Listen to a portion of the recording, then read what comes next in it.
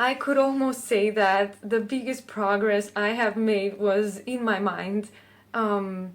Just also realizing that in order to heal, I have to create the conditions that will allow me to heal, also emotionally, and feel safe in my environment, feel safe in my body.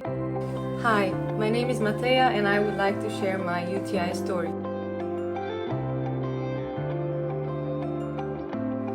I wanted to share my story because I want my fellow UTI sufferers to find encouragement and see that it's possible to make progress and live a fairly normal life. I would also like for people that might have just developed a UTI that is not going away to realize the seriousness of this condition and act as promptly as possible.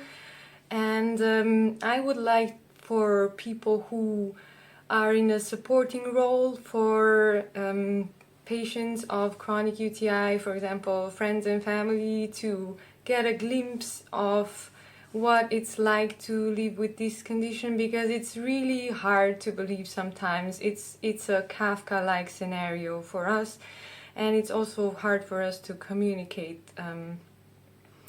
And also for clinicians and researchers to see that we do need better treatments and we do need more research, and that it's worth investing time in looking into this condition, because so many people need your help. So I don't want to describe my story in detail because it's really so long. I've tried so many things, I saw so many doctors, it's been years now, so I will just outline the story and then talk about the things that went wrong and the things that worked for me. So I've already had some UTIs as a child, and it's funny, I remember telling my mother when she asked me what are you feeling, are you in pain, and I said that it feels like a dinosaur is biting me, and that's kind of still a good description of the pain. Like, the pain is just the worst, but they always resolved. And I also took antibiotics 2 times, once as a teenager and once in my adult life, just based on a dipstick test, and they resolved. So it just gave me this idea that this is not a very serious thing, and it either goes away on its own, or one takes home remedies, or if it's really bad you go to the doctor and they give you an antibiotic and then it's fine. So that was actually not great for me, that I had these sort of positive experiences with UTIs before, because then when I got regular symptoms I did not take it seriously enough until it was kind of too late. So yeah, I started getting regular symptoms about 5 years ago, but they were just like one day a month or one day every 2 months. It was just some burning, but completely resolved the next day, and I didn't think much of it. I did address it with a doctor, and they did not seem preoccupied at all, did not test me at all, just suggested cranberry and D-mannose, which I took, didn't make any difference. And I just kind of, because they told me many women have this problem, I just thought, okay, I just have to accept this until this phase of my life is over. And yeah, it was not bad enough for me to really start investigating, unfortunately. I do wish the doctor would have tested me though, because some years later I did an STI test. I was positive on chlamydia and ureaplasma, which I probably had for all this time. So in hindsight, I can't really say if those symptoms were a UTI or chlamydia and ureaplasma, or possibly just all together. But after taking the antibiotic, my symptoms completely resolved. The unfortunate thing was that nobody told me to take any probiotics, not orally, not vaginally, and also I I didn't take much antibiotics in my life, so I had no idea that such a thing existed. And I developed bacterial vaginosis a couple of times. That was also treated, but all these treatments resulted in a dysregulated microbiome in my vagina. And then once I got the next UTI, about 8 months later, again, I didn't take it seriously. And like the symptoms were there, then they were not there, then they were there. So yeah, but then it started being like all the times. I went to doctors, they gave me antibiotics, they did not test me properly at all. They gave me short-term antibiotics, different ones, and also broad spectrum, a bit blindly. And that made me so much worse. Like, the more I went to the doctors, the more I took antibiotics, the worse I got. And at my worst, I was like in horrible pain all the time. I had the feeling I had to pee all the time. Nothing was coming out, maybe some droplets, extremely painful. I couldn't even wear underwear. Just any kind of touching was just so painful. And then, I mean, in the beginning I did have one positive culture, but by that time the cultures came back negative. So the doctor started saying I have some other problem, like a muscular problem or a nerve problem. And they started investigating that, but nothing ever came out of that. Then I thought, okay, maybe if I just leave my body alone, it will heal itself. That actually resulted in milder symptoms. Like, I did get somewhat better, but the symptoms never really went away. So yeah, after a while I started getting worse again, but in a different way. I started getting terrible cramps, like in my abdomen, in my bladder area, the pelvic area, up to the diaphragm, down the legs. It was getting worse and worse, and sometimes it was just even hard to breathe. It was hard to sit at work. It was hard, like even going for a walk was just an achievement. And my plan for each day was to go to work, and then I came home and I was lying on the floor and I was waiting to go to sleep. And yeah, I was researching like what to do, what doctor to see, because they did not take me seriously. It was very concerning. And I found the Leave UTI Free channel, which seriously saved my life, because based on the information that I got, I managed to get a positive culture, and that confirmed to me that I have a bacterial problem, despite the doctors wanting to find some other reasons. After taking an antibiotic, one of my bacteria resolved, but another one persisted and was joined by another third bacteria shortly after. But I realized that I really cannot take antibiotics much, because it destroys my microbiome and my digestion. So I started looking for other solutions. So here I made a list of treatments that I did. So a lot of antibiotics. They gave me an anticholinergic to numb my bladder. I did not like it much, and also it stopped working after some 2 months. I got pelvic floor electrostimulation.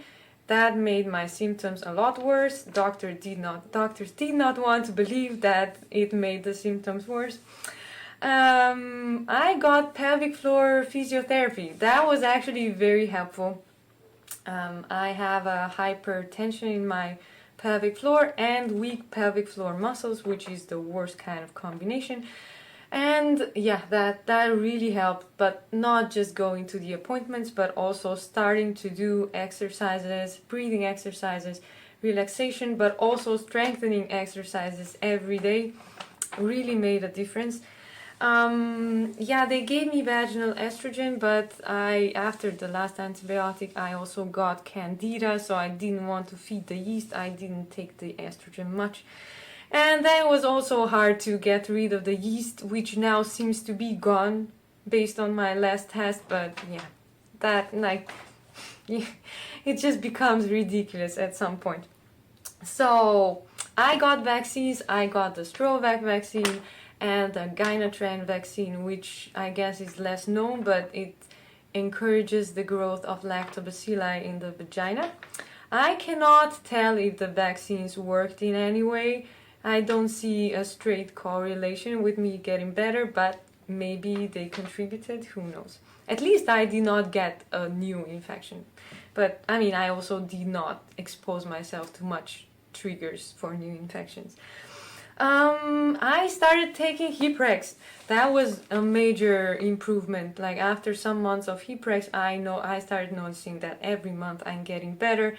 I met with a naturopathic doctor who suggested some herbs and just supplements, and I also added some of my own based on the research that I did by myself. So by now I'm actually probably taking too many things, but since I'm getting better, I kind of have confidence in my protocol. So, and I also applied for psychosomatic therapy. I had only one appointment, like for evaluation, but now I'm still waiting after months and months to actually I'm on the waiting list for the treatment. But addressing the issue from so many like different perspectives really changed the way I see my chronic UTI now.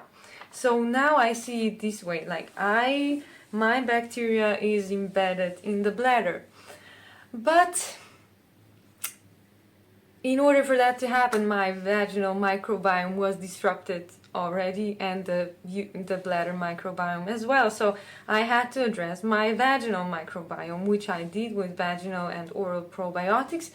And I'm happy to report that actually I managed to correct fully for my vaginal microbiome and introduced new bacteria that I didn't have before, but now they reside in my vagina and they transmit it to the bladder, which makes me very happy. Well, I also had a dysregulated gut microbiome, and also because of my antibiotic use, or maybe even abuse of the so many stuff I took. But I had to realize it was not just because of that. Like I also had indigestion and digestive problems basically all my life. And I also had to address that, like motility problems, but also, indigestion and what I thought was acid reflux and too much stomach acid, which turned out to not be the case. I mean, so there's no time for me to describe these, but the thing is, I got prescribed proton pipe inhibitors already when I was 17, and I used them quite a lot. I mean, too much over the years, but actually it was the advice of my doctors. It was just like, if you have to take them, then take them.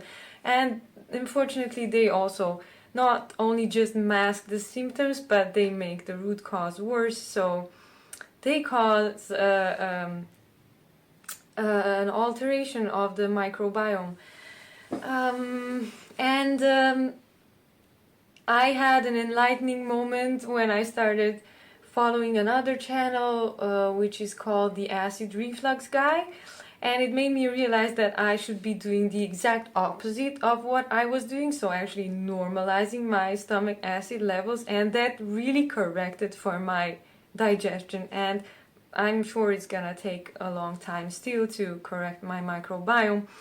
But that was also a thing to address, because of course, if there is indigestion and the food is not going down properly, the food is fermenting in the stomach, and then there's overgrowth in the small intestines, and then the nutrients don't get absorbed. I also had nutrient deficiencies, unsurprisingly, that I also had to address, and then it affects the immune system and so on. But the biggest realization for me was actually that my tension that I was holding in my pelvic floor and my dysregulated nervous system that was affecting my digestion really boiled down to emotional stress that I had experienced all my life, and I completely ignored it. I didn't know how to deal with it, and it just felt normal, but I had to realize that it was not normal. I could almost say that the biggest progress I have made was in my mind. Just also realizing that in order to heal, I have to create the conditions that will allow me to heal, also emotionally, and feel safe in my environment, feel safe in my body, and remove myself from situations that are not conducive to my healing, because otherwise, how can it ever work? I also wanted to share some things I figured out because it might help someone, and that's the goal of me talking here. So I started tracking my symptoms more than a year ago in a detailed way, and that really helped, because I started noticing a pattern. So my symptoms are connected to my menstrual cycle, and also I figured out that if I submit my urine sample on the day 22, it consistently came out positive, but it came negative on all other days. And then, I mean, if the menstrual cycle was a bit irregular, it could have been also in the days 19 to 22. But yeah, that really gave me a bit more confidence and control, because I could anticipate like what kind of symptoms I would have on which day. Then also I wanted to emphasize that underestimating sexually transmitted infections is also not a good idea.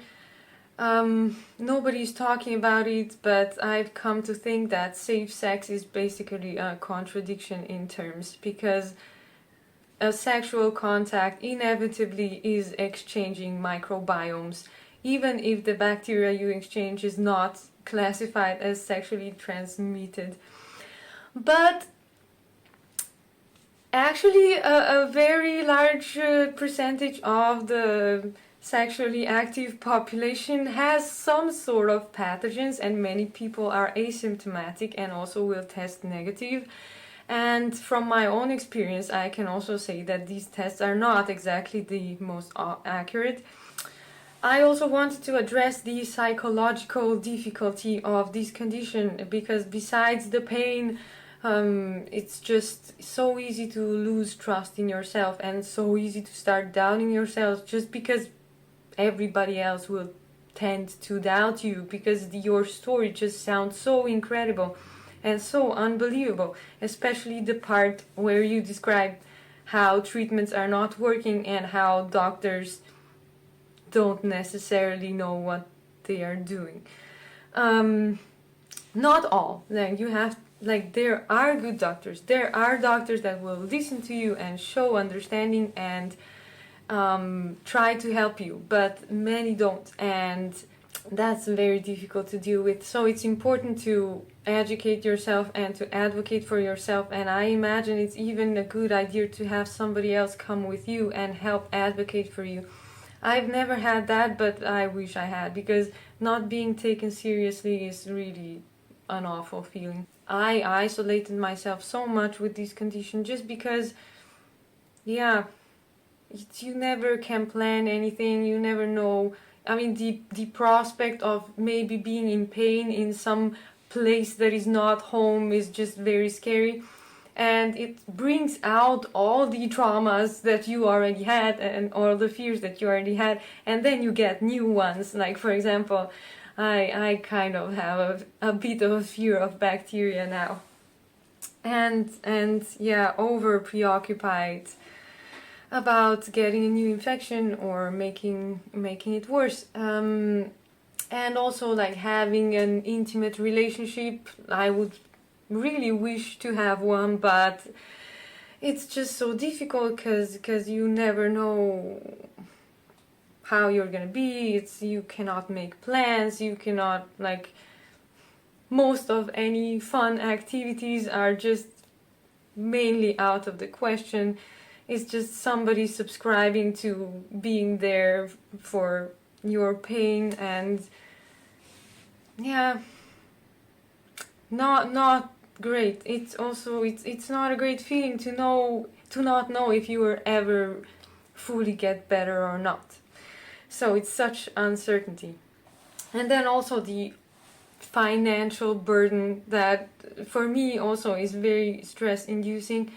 I am thankful that different approaches exist and different therapies that one can take. I mean, of course we all want a better treatment that will be more effective and we would not have to like spend years trying things out. But I mean, it's good that some therapy, I mean some approaches exist at all, but they are hard to afford. Like, if you have to try so many things out, like even buying the supplements that I take, or I have to pay for my heat prex, for example, to pay for the tests.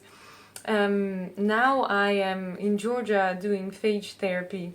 I have a normal salary, but it's not something I can afford. I have to borrow money, and there were points in time when I thought, like, how much should I even borrow? Like, what if I can never pay back? Like, what is my life worth? And it pains me so much to think that maybe, I mean, I'm still lucky to get this money somehow, but that there are people who can't do anything about it. It's tragic, really tragic, and it should not be that way. To me, because I've gotten so much better now, like I am almost symptom free, like at least a week and a half in every month, and for a week maybe I have really, like, I feel something, and maybe I have 3 bad days, but they are not really bad. It's just some discomfort. I mean, I can not really say it's pain. So I can live pretty normally, and I'm so happy about it.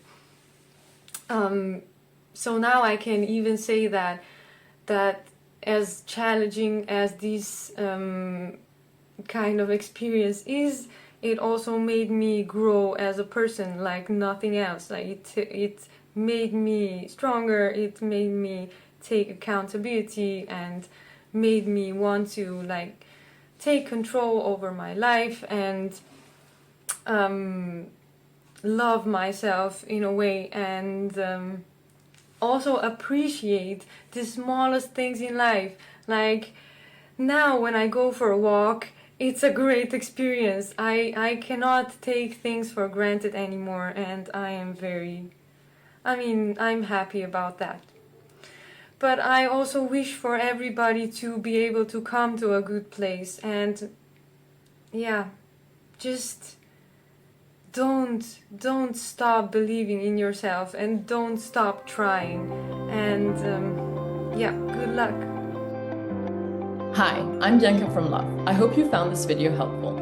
There's no single approach that will work for everyone when it comes to health, so I invite you to watch more patient videos here or read more stories over on our website, liveUTIfree.com, and take what resonates with your journey.